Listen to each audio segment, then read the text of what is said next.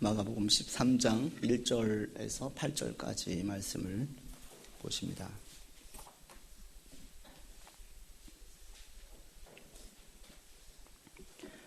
같이 합독하겠습니다. 1절로 8절까지의 말씀 같이 합독하겠습니다. 예수께서 성전에서 나가실 때에 제자 중 하나가 이르되 선생님이여 보소서 이 돌들이 어떠하여 이 건물들이 어떠하니이까.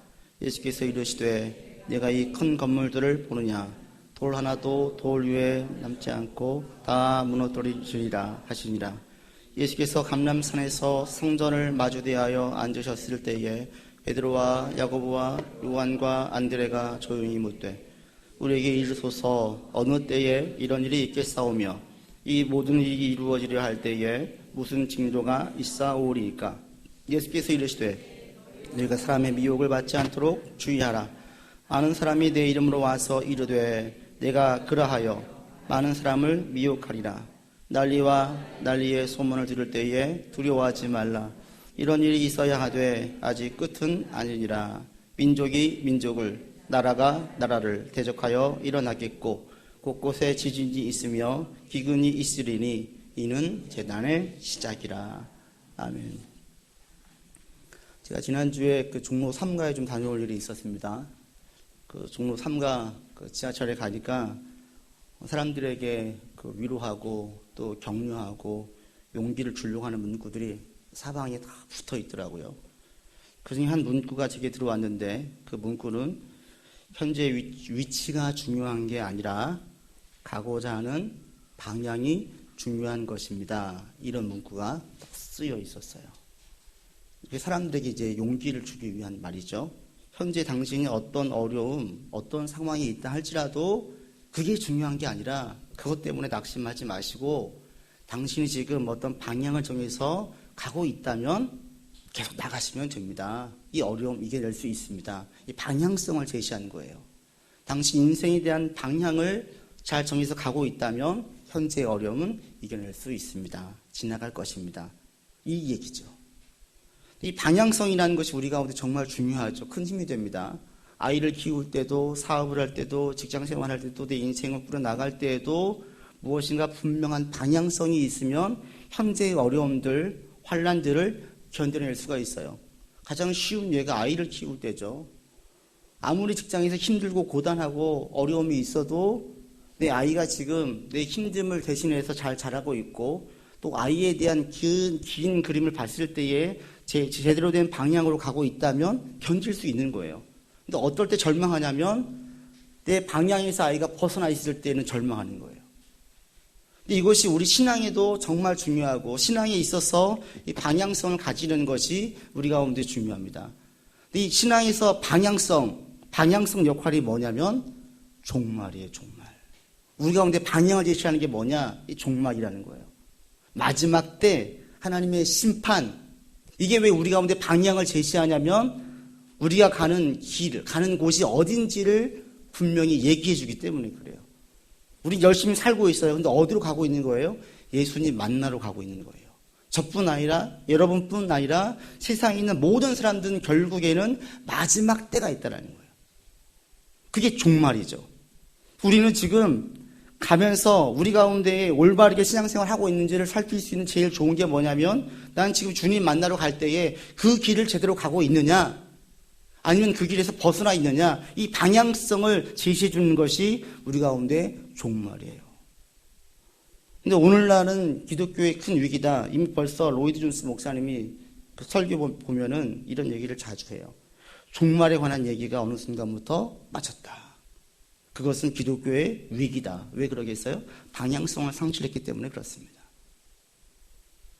오늘날 종말에 대한 오해, 가장 큰 오해는 이 종말이라는 것은 환난 때, 전쟁 때, 어려울 때, 난리통에 필요한 것이지 평안한 시에는 필요하지 않은 것 아닌가요? 임종을 앞둔 분에게 종말이 필요한 것이지 지금 내일, 모레, 5년, 10년, 20년을 더 살아갈 우리에게는 이것은 필요하지 않은 것 아닌가요? 라는 생각을 하는 분들이 종종 계세요. 그렇지 않습니다. 이건 이단들이 교세 확장할 때 재정 확충을 위한 도구로 난리통에 자꾸 협박하고 위협하고 무서움을 자아내서 조장했던 것이기 때문에 이런 생각을 하고 있는 건데, 종말이라는 것은 그렇지 않았어요. 초대교회에서는 대단히 강조했던 교리 중에 하나가 종말이었습니다. 그리고 이 종말을 강조할 때에는 그들 가운데 무서움을 주기 위함이 아니었어요. 종말하면 여러분 어떤 생각이 드세요? 나와 있는 모든 영화들 보면 종말에 대한 영화들 전부 다 안 좋은 영화잖아요. 다 황폐화되어져 있고 고통 가운데 있고 경험하기 싫은 거죠. 그 종말이 두려운 거예요. 초대교회 때에는 종말을 강조했던 이유는 무서움과 두려움을 조장했어도 그러니까 똑바로 해 이게 아니라 깨어있음을 강조하기 위함이었어요. 사도 바울이 데살로니가 교회에게 이렇게 얘기합니다. 형제들아, 때와 시기에 관하여는 너에게 쓸 것이 없으면 주의 날이 도적같이 이른다.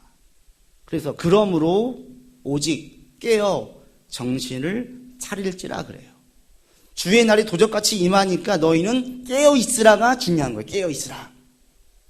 우리가 종말을 맞이할 때 종말은 우리 가운데 반영을 제시한다고 했어요. 여러분 오늘 다시 한번 스스로 얘기하세요. 나는 죽는다. 난 죽을 때가 온다. 우리 그 얘기 자주 하잖아요. 올 때는 순서가 있지만 갈 때는 순서가 없다고. 맞아요. 제가 지난주에도 아는 분 오랜만에 통화한 집사님이 계신데 그분 통해서 한 분의 슬픈 소식을 들었어요. 이 건축 사업하시는 분인데 59세예요. 주무시다가 지난 화요일날 심근경색으로 돌아가셨어요. 애가 셋이에요. 둘은 대학 졸업하고 지금 직장 다니고 있고 막내는 대학생이에요. 지난 목요일날 장례 다 치렀다라는 거죠. 목요일날 통화할 때 장례 다 치르고 왔대요. 화요일날 건강하신 그분이 주무시다가 돌아가신 거예요. 몰라요 우리가 언제 갈지. 아니 아침부터 왜 이 소치는 소리 하십니까? 이게 아니라 협박하려고 하는 것이 아니라 우리가 이걸 잊지 말라라는 거예요. 나도 죽는다라는 거예요. 가는 데는 순서가 없다라는 거예요. 이것을 통해서 우리가 우리의 방향성을 다시 명확하게 하자는 거죠. 깨어 있으라는 겁니다. 오늘 본문은 이 부분을 얘기하고 있습니다. 마가복음 13장과 14장에서 종말에 대한 이야기를 해요. 그럴 때 어떤 부분에서 어떤 면에서 깨어 있어야 할지를 오늘 본문에서 우리 가운데 얘기해 주고 있습니다. 여러분 1절 2절 보십시오. 같이 읽겠습니다. 1절 2절. 예수께서 성전에서 나가실 때에 제자 중 하나가 이르되 선생님이여 보소서 이 돌들이 어떠하며 이 건물들이 어떠하니까. 예수께서 이르시되 네가 이 큰 건물들을 보느냐. 돌 하나도 돌 위에 남지 않고 다 무너뜨려지리라 하시니라. 예수님과 제자들은 촌사람이었어요. 예루살렘 성전을 본 적이 없어요. 예루살렘 성전은 이스라엘 가운데 3번 지어졌습니다. 솔로몬 때에 한 번 지었고 스룹바벨 때 한 번 지었고 헤롯 때에 한 번 지었어요. 지금 이 시기가 헤롯 시기예요. 그리고 성전이 지금 내부가 완성된 게 아니라 계속 지어지고 있는 시기예요. 무려 60년에 걸쳐가지고 헤롯 성전이 완성되었습니다. 그리고 이 규모나 전체적으로 볼 때에는 가장 잘 지은 성전으로 추정되어집니다. 그리고 여기 주춧돌이 길이가 약 12m가 된다고 해요. 그러니까 딱 볼 때에 이 촌사람들이 볼 때 이런 웅장하고 큰 건물을 본 적이 없죠. 딱 볼 때에 그냥 압도된 거예요. 그래서 제자들이 뭐라고 이야기하냐면 1절이 우리는 지금 이 1절이 의미가 잘 와닿지 않는데 우리말 성경이 이렇게 얘기해요. 예수께서 성전을 떠나실 때에 제자들 가운데 한 사람이 말했습니다. 선생님 저것 좀 보십시오. 저 큰 돌들 하며 웅장한 건물 좀 보십시오. 놀란 거예요. 야 이거 대단하다. 어마어마하다 이거예요. 어마어마하다. 그때 예수님께서 2절에 뭐라고 말씀하세요? 이 큰 건물들 보느냐? 돌 하나도 돌 위에 남지 않고 다 무너뜨려지리라 얘기해요. 예수님께서 초친 소리를 하시는 거예요. 너 이거 지금 보고 놀랬지? 이거 무너져. 실질적으로 AD 70년에 무너졌어요. 예수님께서 이 무너진다는 얘기를 할 때 이것이 종말과 왜 밀접하게 관련되어져 있냐면 우리는 살면서 이런 성전은 무너지지 않을 것이라고 생각을 하죠. 영원할 것이라고 생각을 해요. 그때 예수님께서 말씀하신 첫 번째가 뭐냐면 네가 영원할 것이란 착각에서 깨어 있으라는 거예요. 우리는 살면서 자꾸 안정적인 것 그리고 익숙한 것 늘 그 자리에 있는 것은 영원할 것이란 착각을 해요. 늘 다니는 직장, 늘 걷는 길, 늘 사는 집 영원할 것이란 나도 모르는 착각에 빠져요. 지금 그걸 말씀하고 계십니다. 깨어 있으라는 것은 네가 지금 누리는 모든 것들이 영원할 것 같지? 하나님의 종말이 임할 때, 이 세상에 완전한 종말이 임할 때에는 세상에 있는 모든 것들은 다 바뀌어진다. 영원할 것이 하나도 없다라는 거예요. 이걸 지금 예수님께서 깨우치고 계시는 겁니다. 너 지금 이거 보고 놀랬지? 이거 안 무너질 것 같지? 주춧돌이 12m가 되니까 절대 안 무너질 것 같지? 아니다. 돌 하나도 돌 위에 남지 않고 다 무너질 때가 온다. 그런 것처럼 또 영원한 것 착각에 빠지지 말라는 거예요. 여러분들 이 착각에서 좀 다시 깨어나기를 바랍니다. 지금 여러분 누리고 있는 것, 또 내가 지금 익숙해져 있는 것, 이 모든 것들은 영원하지 않아요. 지금 대한민국이 난리가 났습니다. 다 알고 있어요. 지금 한 달 이상 계속 혼란스러워요.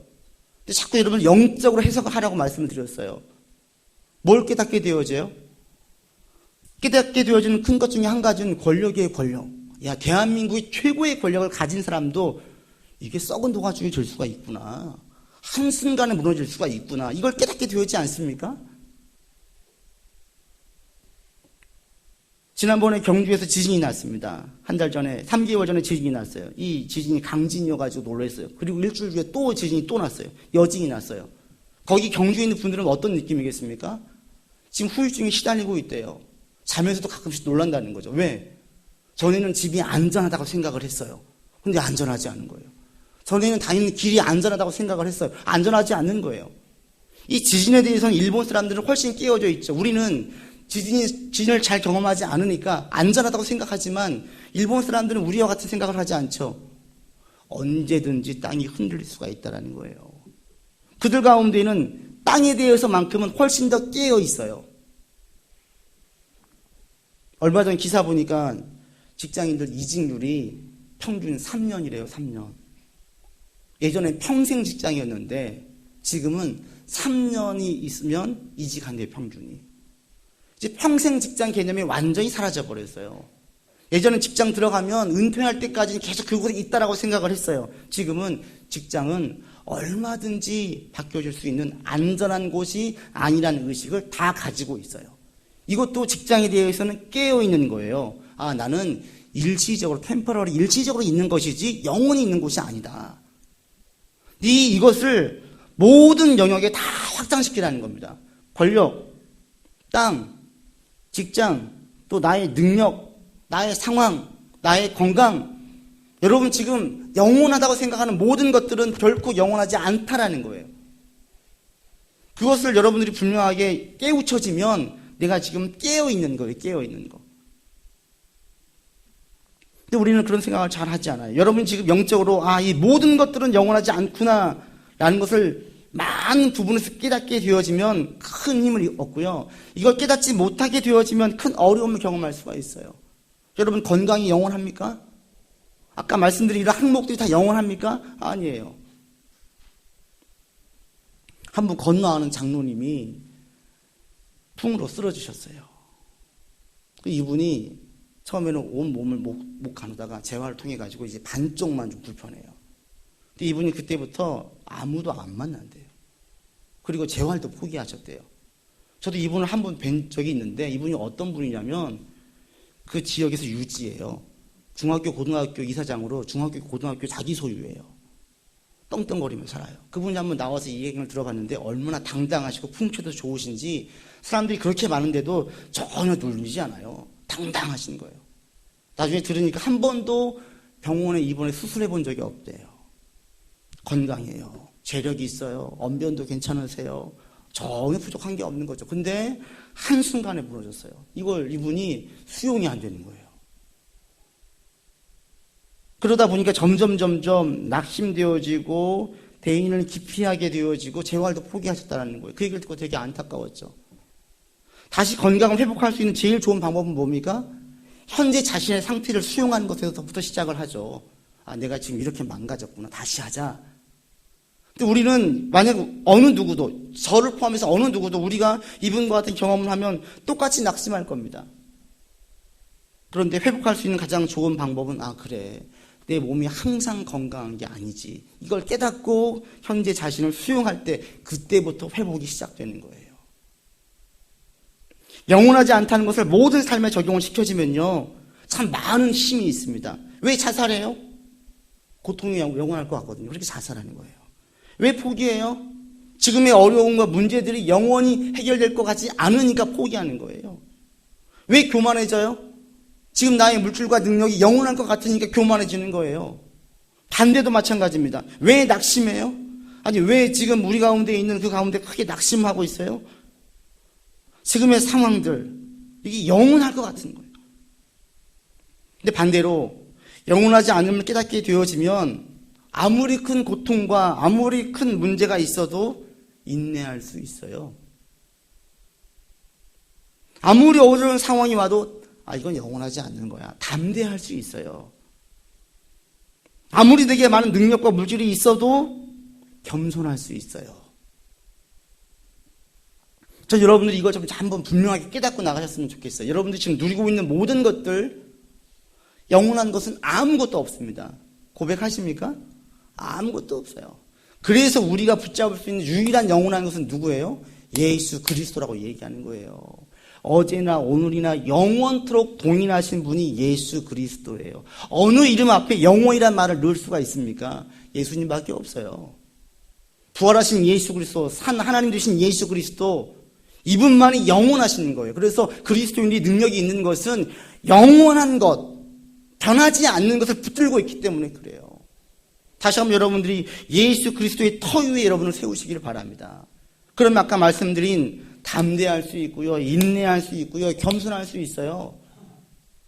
그리고 또 하나 영원한 게 있습니다. 그게 무엇입니까? 하나님의 말씀이에요.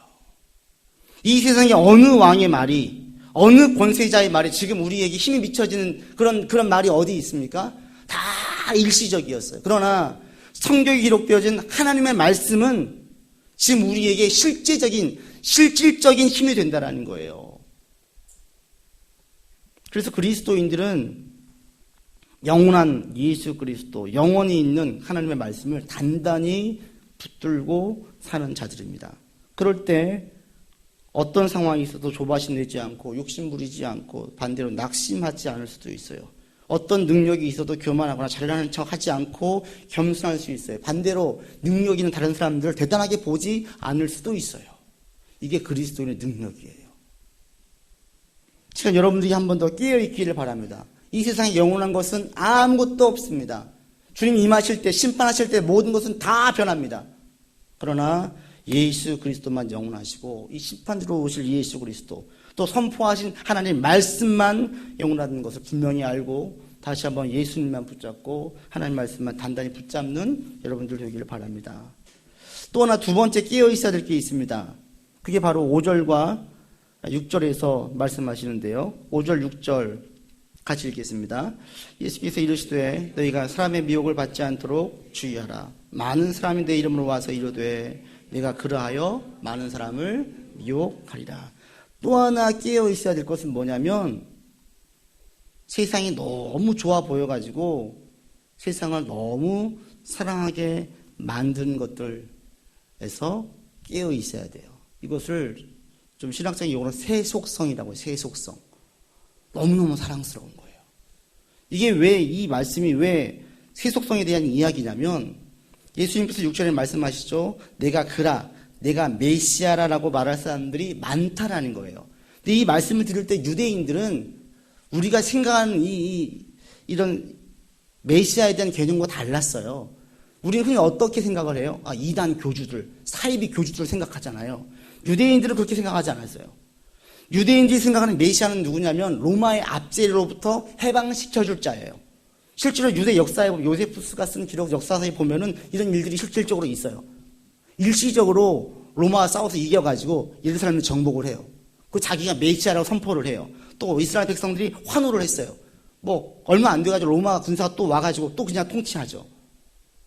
이스라엘 사람들에게 메시아라는 것은 로마의 압제로부터 벗어나게 해줄 사람, 우리로 하여금 더 잘 먹고 잘 살게 해줄 사람, 다윗 시대와 같이 큰 땅으로 번영과 번화를 약속해 줄 사람, 이런 능력 있는 사람이 바로 메시아였어요. 그러니까 그들이 와가지고 막 속삭일 때에 조심하라는 거예요. 나만 믿어. 내가 지금 이 나라를 다윗 시대처럼 부강한 나라를 만들 수 있는 내가 능력을 가진 자라 라고 내세운 사람들을 경계하라는 겁니다. 왜? 그들을 믿고 따라가다 보면 점점 세상이 사랑스러워지니까. 그래서 두 번째 이야기하는 것은 세상을 사랑하게 만드는 그 미혹으로부터 깨어 있으라는 거예요. 이게 요한계시록 보면 더 적나라하게 나와요. 마틴 로이드 존스 목사님이 쓴 요한계시록 강의에 보면은 요한계시록 13장과 14장에 사탄들이 와가지고 막 공격을 해요. 마지막 때에. 그때에 큰 짐승이 나옵니다. 그 첫 번째 짐승은 이 세상의 세속적인 권력들을 이야기한다고 해요. 그 다음에 또 하나의 짐승이 두 번째가 나옵니다. 이것은 모든 형태의 거짓 종교 지도자들을 이야기해요. 그 다음에 14장에 가니까 큰 성 바벨론이 나와요. 이 바벨론이 뭐냐면 마귀적이고 더럽고 추하고 해로운데 문제가 뭐냐면 너무 매혹적이라는 거예요. 매력적이라는 거예요. 이제 큰 성 바벨론이라는 거죠. 그럴 때 이것이 바로 세속성이다. 세상을 너무 사랑하게 만드는 방법으로 마지막에 사탄이 공격한다라는 거예요. 우리로 말하면 이 땅이 너무 좋아요. 너무 행복한 거예요, 이 땅이. 그렇게 만든다라는 거죠. 예수님께서 말씀하신 이 마음의 밭의 비유에도 똑같이 나와요. 예수님께서 말씀하십니다. 길가밭이 있고 돌밭이 있고 가시떨기밭이 있고 옥토밭이 있다. 그럴 때 돌밭과 가시떨기밭의 차이가 뭐냐? 돌밭은 기쁨으로 말씀을 받았지만 환란이 오고 박해가 오면은 그냥 넘어진다. 뿌리가 없어서. 그런데 가시떨기밭은 말씀을 받을 때에 뿌리를 내려요. 뿌리를 내리는데 세상의 염려, 재물의 유혹, 이것들로 인해 가지고 열매를 맺지 못하고 끝난다는 거예요. 이게 바로 세속성이죠. 더 돈을 많이 벌어야 되겠어. 세상이 너무나 재밌어. 내일을 걱정해 보니까 이거 안 되겠어. 세상에 대한 것에 매몰되다 보니까 저 염려하다 보니까 열매를 맺지 못하는 거예요. 이게 세속성이에요. 세속성. 우리가 잘못 생각하는 것 한 가지가 있습니다. 우리는 흔히 고난과 핍박을 견디는 사람들을 볼 때에는 대단히 신앙이 좋은 사람이라고 생각을 해요. 막 예수 믿을 때 환란이 오고 핍박이 오고 고난이 오면 신앙이 좋은 사람이라고 생각을 해요.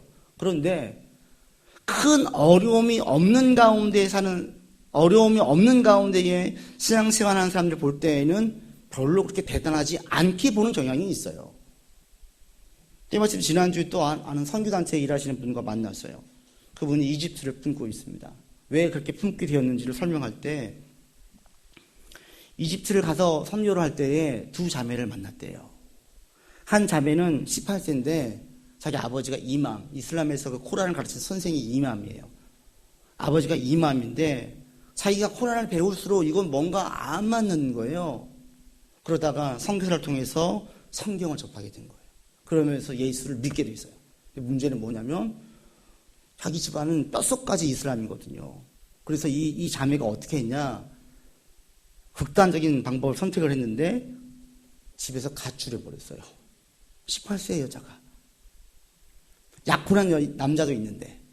그래서 이집트의 제2도시인 알렉산드리아, 지금 600만 명이 운집해 있는 이 알렉산드리 도망을 쳐가지고 이집트의 수도인 1700만 명이 모여져 있는 카이로로 도망왔어요. 선교사의 도움을 받으면서 살고 있어요. 물어봤대요, 이 자매가. 너 약혼한 남자 사랑했어? 너무너무 사랑했대요. 보고 싶지 않아? 너무 보고 싶대요. 운대요, 가끔씩. 그럼 다시 돌아가고 싶지 않아? 그런데 돌아갈 수 없대요. 자기 이미 예수를 믿었기 때문에 돌아갈 수 없대요. 제가 막 머리뼈이 섰어요. 야, 18세 여자아이가. 또 한 자매는 21살이에요. 이혼한 부모님 가운데 어머님과 함께 생활하다가 예수를 믿게 됐어요. 너무 허하고 너무 외로웠어요. 근데 이것을 알게 된 엄마가 이 아이를 아버지한테 쫓아보냈어요. 근데 아버지도 이 사실을 알고 얘를 엄청나게 이 여자애를 매질했어요. 이 대학생을. 그 다음에 약속을 받고 다시는 교회 가지 않겠다, 예수 믿지 않겠다고 확약을 받은 다음에 학교를 보냈어요. 그런데 1700만 명이 모여져 있는 이집트에서 자기를 양육했던 선교사님을 우연히 또 딱 만난 거예요. 지하철에서. 둘이 끌어안고 울었대요. 그리고 다시 신앙생활을 한대요. 기적적이죠. 그래서 말씀을 매일 보내주면 이 학생이 말씀을 빨리 읽고 외운 다음 말씀을 삭제한대요. 이런 자매들을 볼 때 자기는 가지 않을 수가 없대요. 라고 얘기를 해요. 저도 크게 도전을 받았어요. 우리가 이런 얘기를 들으면 어떻게 돼요, 여러분? 큰 도전을 받죠. 정말 대단하다라고 생각을 해요. 물론 대단해요. 그러나 이 사람들만 대단한 것이 아니라 평탄한 중에 신앙을 지키는 것도 정말 어려워요. 제가 일본 단기 선교를 3번 갔습니다. 제 가운데 일본이 마음에 있습니다. 왜 있냐면 일본에 있는 신실한 그리스도인들 볼 때 너무너무나 큰 도전을 받았기 때문에 그래요. 다신교인 일본 사상 가운데 예수 믿는 유일신 사상은 이상한 사람들이에요. 아무도 핍박하지 않아요. 그러나 스스로가 너무너무 힘든 거예요. 안락한 삶을 뒤로하고 이스라엘 사람 취급을 받으면서 순수하게 그들은 신앙을 지키고 있어요. 그들을 볼 때 너무너무나 저는 큰 도전을 받았어요. 고난과 핍박 가운데 신앙 지키는 사람들은 제 가운데 결연한 마음을 준다면 일본에 있는 사람들 볼 때는 제 가운데 부끄러운 마음이 들었어요. 야, 나는 지금 뭐야? 목사님, 나는 지금 제대로 하고 있는 거야? 너무나 창피했어요. 환난과 핍박 중에 있는 신앙생활하는 사람들 정말 대단한 거 맞아요. 그러나 평안한 가운데 세상을 사랑하지 않고 신앙을 지키는 사람들 또한 정말 대단한 거예요. 사실은 이 사람들이 훨씬 더 대단해요. 여러분 삶이 지금 어떻습니까? 안락하십니까? 그 가운데 오직 예수 그리스도만 유일하시다 고백하신다면 여러분 신앙은 정말 대단한 거예요. 근데 많은 경우 그렇지 않아요. 80대신 권사님 만났어요. 몇 년 전 얘기입니다. 그 권사님은 그래요. 목사님, 저는 빨리 죽고 싶지 않아요. 천국 가고 싶지 않아요. 아, 왜요, 권사님? 아유, 젊어서 제가 징글징글하게 고생을 했어요. 그렇죠.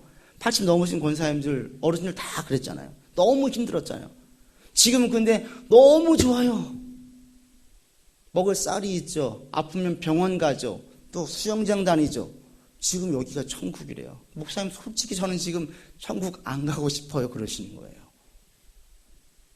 많은 분들이 그래요. 고난과 고통 가운데 있다가 좀 풀려지면 좀 더 누리고 싶어지지요. 그런데 그때 위험성이 뭐예요? 나도 모르는 사이에 세상에 대한 사랑하는 마음이 점점 커질 수 있다는 거예요.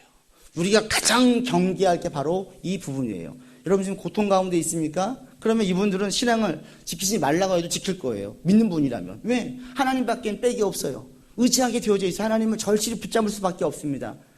고통을 겪어보니까 세상에서 유일하게 의지할 사람은 하나님밖에 없어요. 그런데 삶이 너무 안락해지면 점점 하나님이 후순위로 밀려나요.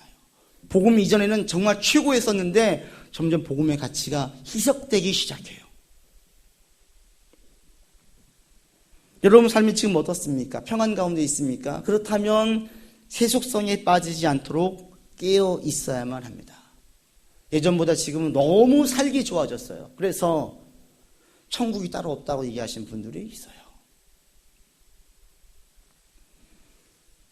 근데 오해하지 마세요. 이 얘기는 세상과 담쌓고 살라는 얘기가 절대 아니에요. 문화생활, 여가생활 하지 말라는 얘기 절대 아니에요. 취미생활 하지 말라는 얘기가 절대 아니에요. 균형을 잡으셔야 돼요. 전도서에 보니까 사람이 먹고 마시며 수고하는 것보다 그의 마음을 더 기쁘게 하는 것이 없나니 내가 이것을 보니까 하나님의 손에서 나온 것이다. 우리가 먹을 때 맛있어. 즐거워. 이 모든 것들은 하나님이 주신 것이래요. 누리는 것은 복이라는 거예요. 누리세요. 전도서 3장에 또 이런 말씀이 있습니다. 사람마다 먹고 마시는 것과 일하면서 만족함을 발견하는 것이 하나님의 선물이다. 일하면서 어떤 기쁨이 있어요. 어떤 뭔가 결과물을 볼 때 내가 너무 기뻐요. 이것도 선물이라는 거예요. 즐기세요. 좋아요. 그런데 이 전도서에서 계속 희락을 이야기하다 7장에 갑자기 이렇게 얘기를 해요. 죽는 날이 출생하는 날보다 낫다. 죽는 날이 출생하는 날보다 낫대요. 희락을 한참 얘기한 다음에 초상집에 가는 것이 잔치집에 가는 것보다 낫다. 왜? 모든 사람의 끝이 이와 같이 됐기 때문이다. 그래서 지혜자의 마음은 초상집에 있고 미련한 자의 마음은 잔치집에 있대요. 얼핏 보면은 6장까지 전도서 말씀과 7장부터의 전도서 말씀이 충돌되는 것 같아요. 6장까지 희락을 이야기했어요. 즐기세요. 노세요. 열심히 일해서 결과물 누리세요. 다 선물이에요. 근데 갑자기 7장에서는 그래도 죽는 게 낫대요. 초상집이 낫대요. 이게 충돌이 일어나는 것 같지만 충돌이 아니에요. 7장부터 이야기하는 것은 뭐냐면 희락을 이야기할 때 지혜자의 희락과 우매자의 희락에 대한 차이가 나와요. 우매자의 희락은 뭐냐면 지금 이 세상에 누리는 것이 영원할 것 같다는 착각에서 누려요. 지혜자의 희락은 뭐냐면 여기서 이 마음이 늘 초상집에 있어요. 초상집에 있다는 건 뭐예요? 나도 끝날 때가 있음을 인지하면서 즐기는 거예요. 이걸 확실하게 보여주는 게 뭐냐면 제가 가끔씩 월요일날 쉴 때 아이들 데리러 갈 때 쌍둥이를 보면 그걸 확실하게 느껴요. 애들 끝날 시간에 가서 윤희야 시우야 집에 가자 그러면 아이들이 놀던 놀이를 멈추고 친구들과 빠이빠이 하고 선생님께 인사하고 따라와요. 윤우는 요즘 자기 반 선생님에게 푹 빠졌어요. 엄마보다 더 이쁘대요. 전지현보다 더 이쁘대요. 그런데도 엄마가 가서 윤우야 집에 가자 그러면 선생님께 인사하고 미련 없이 털털 털고 엄마 따라와요. 즐겁게 차에 타요. 왜요? 내 집은 여기 어린이집이 내 집이 아니에요. 내가 만날 사람은 선생님과 영원히 살 사람이 아니. 나는 엄마랑 영원히 살 거예요. 툭 하면 그래요. 엄마 나랑 영원히 살자. 이게 아이들이에요. 아이들에게는 엄마와 아빠가 영원한 사람이지 선생님 아무리 예쁜 선생님도 영원하지 않아요. 이게 지금 성경적인 희락의 한 샘플이에요. 우리가 막 즐겨요. 재미있어요. 그런데 그러다 하나님께서 자 이제 그만 정리하고 나랑 가자. 그럴 때 여러분들이 하나님 예 갈게요. 흔쾌히 나오시면 세속성에 빠져있지 않는 사람이에요. 그런데 하나님 잠깐만요. 5년만 10년만요. 조금만 더 살게 해주세요. 이런 마음이 내 가운데 강하다면 여러분 지금 세속성에 빠져있는 확률이 매우 높은 사람이에요. 오늘 즐기세요. 그러나 만약 하나님께서 너 내일 나랑 같이 가자 라고 얘기하실 때 여러분 어떻게 대답하시겠어요? 예 하나님 감사합니다. 천국이 확실하게 좋은 것을 인지한다면 가겠죠. 야곱의 아들들이 야곱을 설득했어요. 아버지 저기 애굽에 가면 요셉이 있어요. 아버지 믿지 않았어요. 너무 너에게 내 속임당해가지고 너 이제 베냐민까지 빼앗아 가려고 막내까지 빼앗아 가려고 안 믿었어요. 그런데 마지막에 설당해서 갔을 때 정말 요셉을 만나고 마음에 있던 모든 한이 싹 내려갔어요. 천국에 대한 게 마찬가지예요. 만약에 하나님께서 여러분에게 자 내일 가자. 여러분 가실 수 있으세요? 하나님 감사합니다. 가실 수 없다면 아직 불안한 거예요. 천국이 여기보다 더 좋을까? 제가 오늘 아이들 설교할 때 누가복음 13장에 있는 어리석은 부자에 대한 비유를 얘기하면서 천국은 너무 좋아 그랬어요. 또 이 윤우가 거기 가면 진짜 장난감이 많네요. 시우는 거기 가면 라푼젤이 있네요. 다 있어. 더 줘. 그랬더니 시우가 하는 말이 나 그럼 빨리 가고 싶다. 거기는 아프지도 않아. 싸우지도 않아. 눈물도 없어. 너무너무 행복한 곳이야. 이게 확실하게 여러분 가지고 있다면 천국 못 갈 이유가 뭐가 있어요. 여기보다 더 좋은데 내 가운데 세상만 살아가는 마음이 커지면 하나님 5년만 있다가요. 10년만 있다가요. 그래요. 물론 좀 아쉬워할 수도 있어요. 건우나 시우가 그럴 때가 있어요. 엄마 내일은 좀 늦게 와. 아쉬운 거예요. 좀 더 놀고 싶은 거예요. 내일은 좀 늦게 와. 우리도 그럴 수는 있어요. 하나님 좀 아쉽네요. 아쉬울 수는 있어요. 하던 거 좀 마무리했으면 좋겠는 거죠. 그러나 그럼에도 불구하고 하나님 가져가면 네 제일 좋은 곳이니까요 하고 갈 수 있는 거예요. 이게 바로 깨어있는 신앙이 가지고 있는 세상의 세속성에 빠져 있지 않는 자에게서 나타나는 반응들입니다. 좀 무서운 얘기 좀 여러분에게 묻겠습니다. 여러분 오늘 죽어요. 만약에 하나님 내일 천국 가재요. 여러분 가시겠어요? 요즘 TV 드라마에 그 도깨비라는 드라마 보니까 저승사자가 나와가지고 데려가더라고요. 당신은 죽었습니다. 갑시다. 하나님께서 여러분에게 오늘 나랑 가자라고 얘기하면 여러분 가시겠어요? 만약 저에게 가자고 하면 저는 흔쾌히 가요. 그런데 물론 아쉬움이 있죠. 건우가 크는 거, 시우가 크는 거, 윤우가 크는 거 보고 싶어요. 걱정도 되죠. 어떻게 엄마 혼자서 아이들을 키우겠습니까? 걱정도 되죠. 그러나 개인적으로는 천국 가자고 하면 저는 예 감사합니다예요. 여기 남아있는 사람들이 미안하지만 나는 지켜주실 것이죠. 저는 예스라고 말할 수 있어요. 제가 좀 이게 이 어필이 제가 70대고 80대에서 이 얘기를 한다면 훨씬 더 강하게 어필이 될 텐데 젊은 사람이 이래가지고 좀 어필이 안 될 수도 있지만 저에겐 그런 마음이 있어요. 여러분들에게도 이 시간 그런 마음이 분명하게 있기를 바랍니다.